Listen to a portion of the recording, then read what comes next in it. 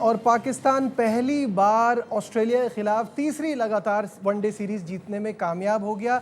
कल एक बड़े ही बोरिंग मुकाबले के बाद इससे ज़्यादा इंटरेस्टिंग टेस्ट मैचेस होते हैं। ये वनडे मैच इतना स्लो और बोरिंग रहा, लेकिन इसके बाद भी पाकिस्तान ने 4 विकेटों से कामयाबी हासिल की। जी हाँ, इस ऑस्ट्रेलिया की सी टीम को हराने के बाद पाकिस्तान टीम ने ट्रॉफी के साथ भरपूर जश्न मनाया। इस सीरीज़ से पहले हम कहाँ खड़े थे और इस सीरीज़ के बाद हम कहाँ आ गए हैं?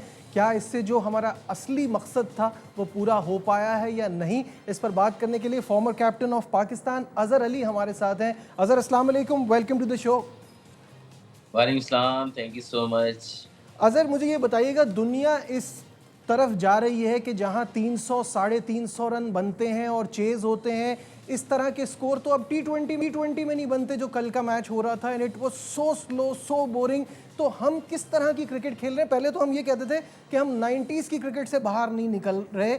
90s में ऑब्वियसली वी वर किड्स, हम देखते थे, तो इस तरह की क्रिकेट तो 90s में भी नहीं होती थी। नहीं, देखिए, आपने इंट्रो में कहा इस तरीके से, या जो आप बोल रहे थे कि यार असल मकसद आई थिंक टीम मैनेजमेंट का था, वो पूरा करने में कामयाब हो हम्म। गए इवेंचुअली। जिस तरह वो करना चाहते थे शायद उस तरह तो नहीं, लेकिन ऑब्वियसली आगे जो टीम थी वो फुल स्ट्रेंथ टीम नहीं थी ऑस्ट्रेलिया की। अ, अगर वो शायद फुल स्ट्रेंथ होते तो शायद ये सीरीज मुश्किल होती और ज़्यादा पाकिस्तान को। बट अगेन जो हम समझ रहे हैं जो असल मकसद होना चाहिए था वो शायद पूरा नहीं हुआ।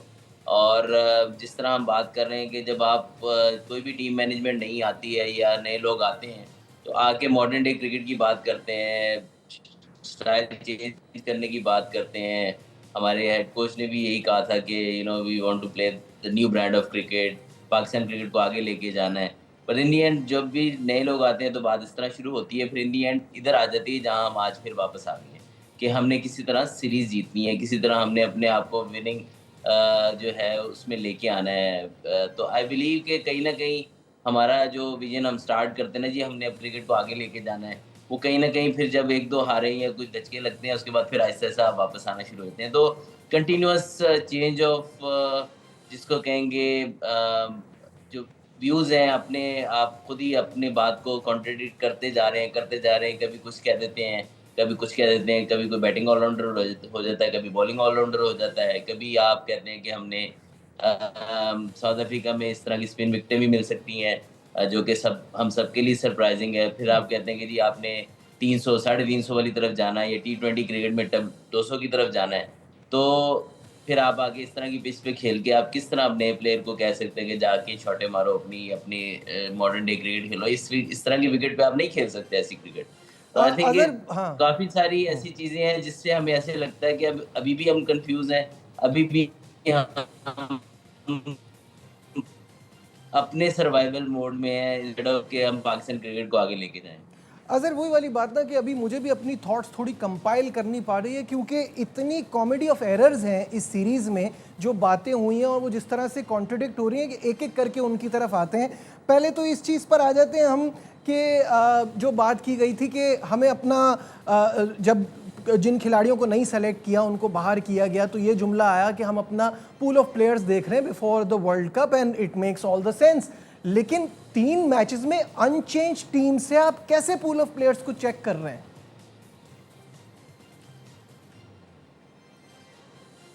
नहीं, बिल्कुल ऐसे ही है।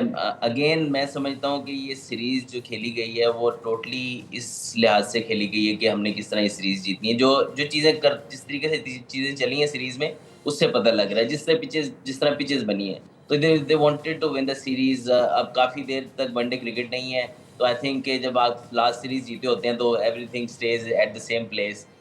तो आई आई थिंक कि फिर आपके परफॉर्मर्स बाकी भी थे। आई थिंक कि थोड़ा-थोड़ा उनको चेक ज़रूर करना चाहिए था। देखिए, अबरार ने तीनों मैच खेले। अबरार वी ऑल नो कि अबरार हमारा one of the best spinners है इस वक़्त 50 ओवर और इवन टी20 क्रिकेट में। तो आई थिंक आप उसको रेस्ट करा के आराम से सुफियान को खिला सकते थे।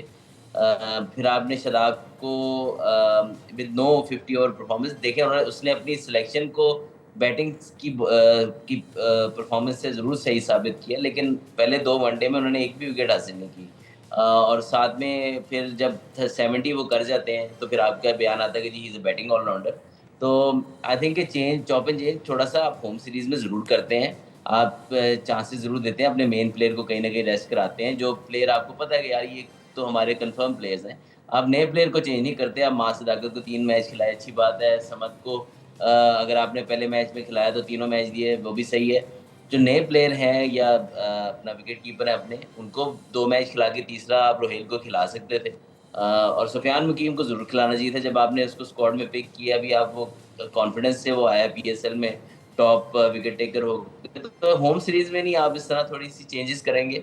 मैं नहीं कह रहा कि आप 6-6 प्लेयर नए खिलाएँ हर मैच में, बट 1-1 चेंज करते रहें ताकि सबको एटलीस्ट 1-1 मैच तो मिले, ताकि उनको भी पता हो कि यार कि हम किधर खड़े हैं।